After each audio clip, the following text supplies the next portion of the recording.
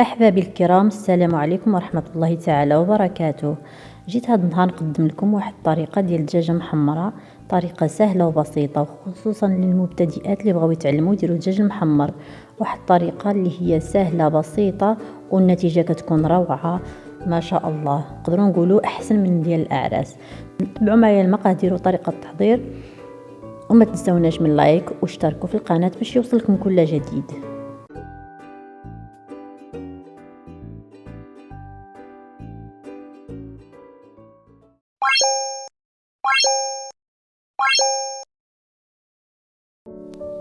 قبل ما نبداو في المقادير غنعطيكم الطريقه باش كنرقد فيها الدجاجه باش كتحيد منها الزفوريه. هذه الطريقه مجربه وكتعطي واحد النتيجه ما شاء الله.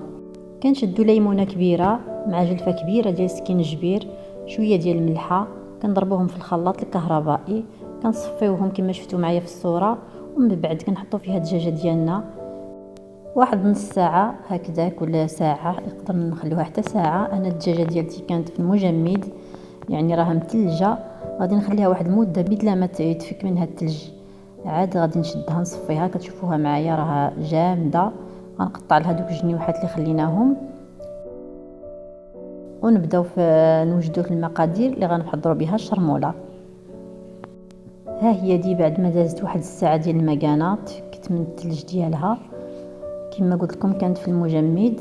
غادي ناخذها نحطها في شي شبيكه حتى تسقطر من داك الماء اللي ديال الحامض، تسقطر مزيان. وندوزو دابا المقادير. نص ملعقه ديال البزار، نصف ملعقه ديال الخرقوم بلدي، ملعقه ديال صغيره ديال السكينجبير بالنسبه للدجاجه واحده، شويه ديال القرفه، راس الملعقه ديال القرفه، وراس ملعقه ديال التحميره اختياري انا كنستعملها. هذا القزبور ومعدنوس اللي كنت قدمت معكم في واحد الفيديو كان في المجمد. غادي نخلي لكم الطريقه ديال الاحتفاظ به في صندوق الوصف. شويه ديال الملحه ما نكتروش حيت الدجاجه كتكون فيها الملحه. عندنا الحامض مصير، وعندنا كذلك ملعقه صغيره من التوابل ديال الدجاج كتباع عند العطار جاهزه. عندنا واحد الضامه ديال السمن، الا عندك السمن استعمليه، انا ما عنديش، درت واحد نصف ديال ضامه ديال السمن. وهذه هي المقادير كامله كما كتشوفوا. 4 الفصوص ديال الثوم انا ما ذكرتهمش. كنديروا التوابل ديالنا كلها في واحد الاناء. من بعد غادي ندير واحد الخليط باش غندوزو فيه هاد العطريه كامله. غادي ناخذ بصله صغيره بعد ما كنفرتو ديك الضامه ديال الزعفران والضامه ديال السمن. غناخذ نصف بصله كبيره ولا بصيله صغيره مع داك الحامض مصير مع الثومه. غادي نديروهم في الخلاط، نزيدو عليهم شويه ديال الماء، جهد كاس ديال العنبه، ونطحنوهم مزيان مزيان في الخلاط الكهربائي. غادي نشدو داك الخليط غيعطينا شي زلافه بحال هكذاك. نقدروا نديروا غير نصف ديال هذا الخليط، انا جاني شويه كتير استعملته كامل صراحه. كنكبوه على العطريه ديالنا كما كتشاهدوا، نخلطوا بيدينا هكذا. المكونات كلها كتخلط مع بعضها بهذه الطريقه. كنحلوا كاع ديك الضامه اللي بقات هكاك حبيبات كبار، كنخلطوها مزيان.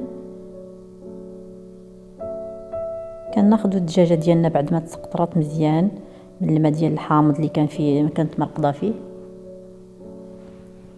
كندخلوا فيها الشرموله من جميع الجوانب. هذه الطريقه كتجي الشرموله غزاله فنه ما شاء الله.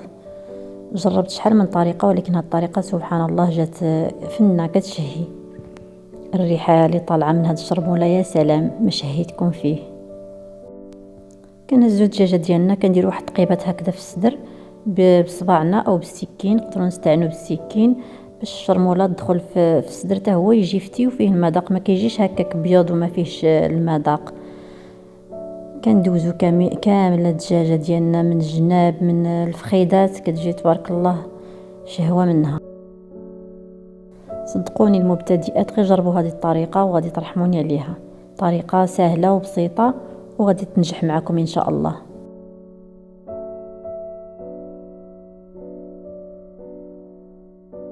هذه ملعقه ديال الهريسه كنت نسيت ما درتهاش في الخليط، غادي نزيدها، باش تنساوها. كتجيب الدجاجه تبارك الله كتزيدها لذه. كندهنها على الدجاجه من جميع الجوانب بحال هكذا. نتوما الا درتوها في الاول غادي تجيكم اسهل. صافي بعد ما ندوزو عليها هاد الهريسه غادي نغطيو عليها في شي اناء ولا شي مرميطه، تخليوها من 2 سوايع حتى ل3 ماشي اقل. انا خليتها بصراحه باتت ليله كامله، الغد ديالها عاد طيبتها. كنهز الغد لي زيت المرميطه كما هي، حطيتها فوق البوطه، ما زدت عليها حتى حاجه. هادي 2 بصلات كبار كنقيوهم ونقطعوهم قطعات صغار كما كتشوفوا. دجاجه وحده كنديروا لها 2 بصلات. بعد ما كتغلى المرميطه كنحطوها هكا فوق البوطه ديالنا، ما كنزيدو لا زيت لا حتى حاجه. كنحطوها على الظهر في الاول حتى كتطلع معها الغليه مزيان. كطيب هكاك واحد ربع ساعه كنحركوها باش ما تلصقناش في قاع المرميطه. مره كنكحزوها لهاد الجنب ولهاد الجنب.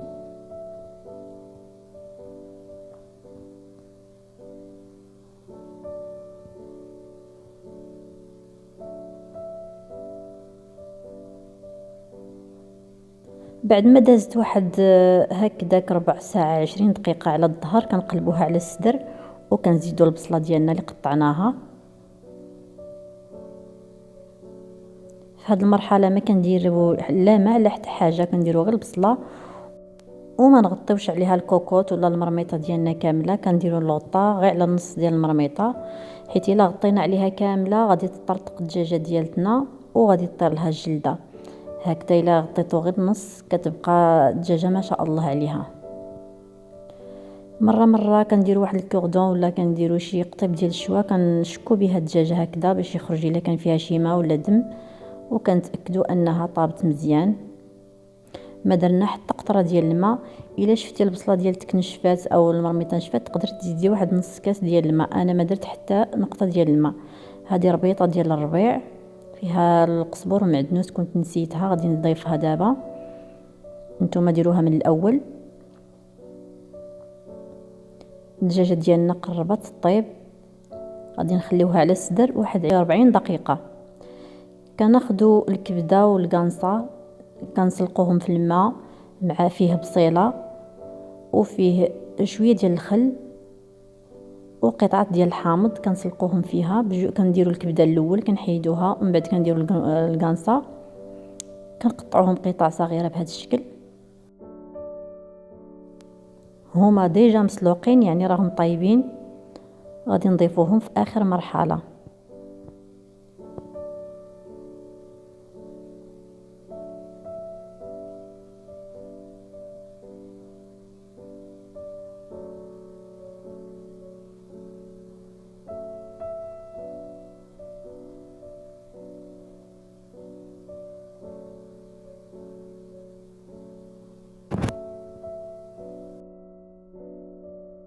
صافي بعد ما تاكدنا ان الدجاجه ديالنا طابت كنحيدوا الدجاجه كنديروها في شي كسكاس باش تسقطر. كنضيفوا نص كاس ديال الزيت، هو نص كاس ما عامرش.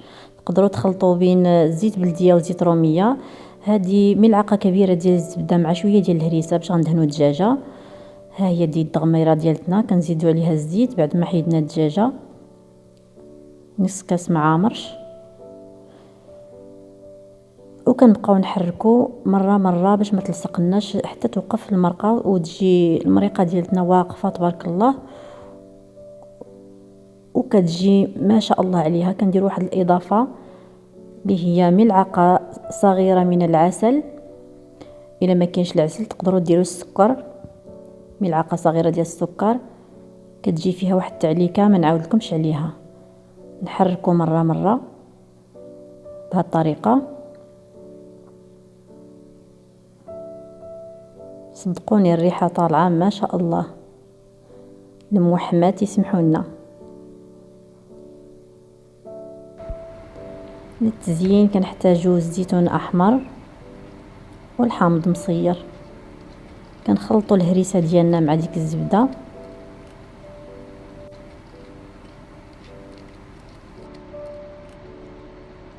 كندهنوها من جميع الجوانب. الا ما بغيتوش ديروا الزبده يمكن لكم ديروا الزيت مع شويه ديال التحميره. انا كتجيني بالزبده كتجيني احسن. غادي نديروها في الفرن، ما غاديش نقليوها، تقدروا تقليوها، انا غادي نديرها في الفران.